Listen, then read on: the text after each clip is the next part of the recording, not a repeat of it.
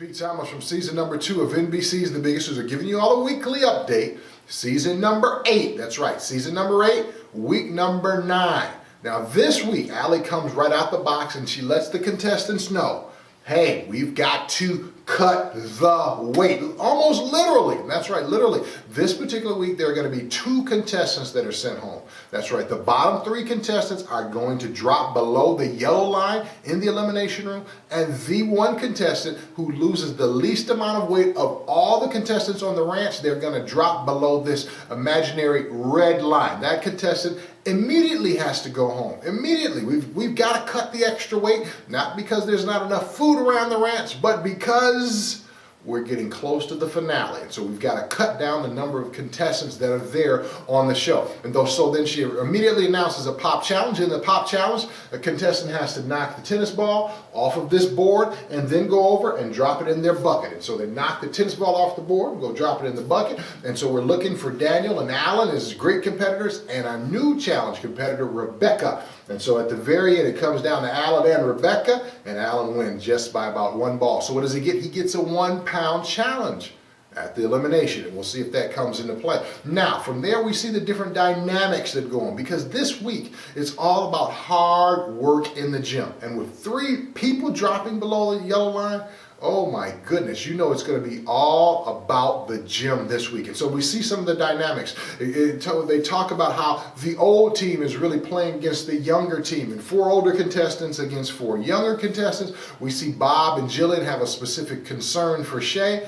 Really some great dynamics. We see that Jillian is still trying to get through to certain contestants, and certain contestants need to push themselves to a certain level.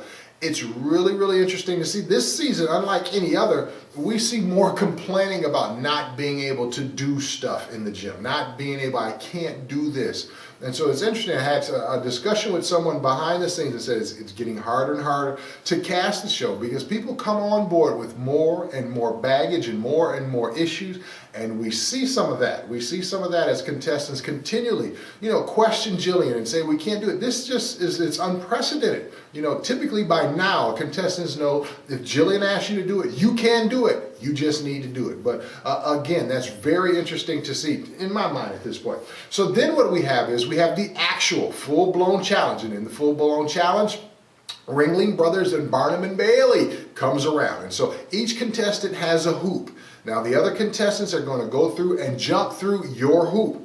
When you have 100 people jumping through your hoop, you're out of the competition. So you don't want people to jump through your hoop. So there is some strategy involved. And sure enough, right off the bat, we see those 2 segments, 2 teams, come to the front. We've got the older team versus the younger team. And the younger team has their strategy of who they're going to get out. And then the older team has their strategy. In the end, the older team has a strategy, knocks out the majority of the younger team. And then there was this little slight alliance at the very beginning between Shay and Rudy, and Rudy seems to go back on that alliance. Really odd there how that whole thing plays out. In the end, Rudy wins this challenge, and the reward is, that's right, he gets immunity. So that means bad news for this younger group. If they mess up too much, there's bad news there. And so really, we're going to have to see what happens in the weighing room. We see some great workouts, some good, hard, intense workouts on the way. We see, again, all of that extra stuff going on in the gym. And then we get to the weigh-in.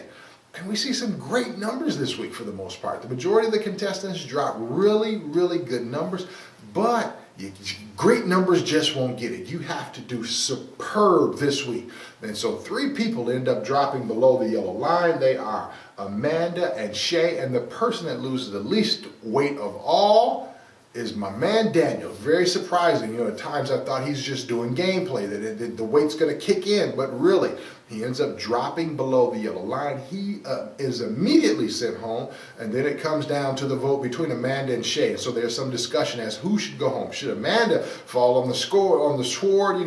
That's really a question. Should she allow Shay to stay there? But in the end, Shay goes home, and we get to see a great transformation. Actually, it's really weird. We don't see the great transformation.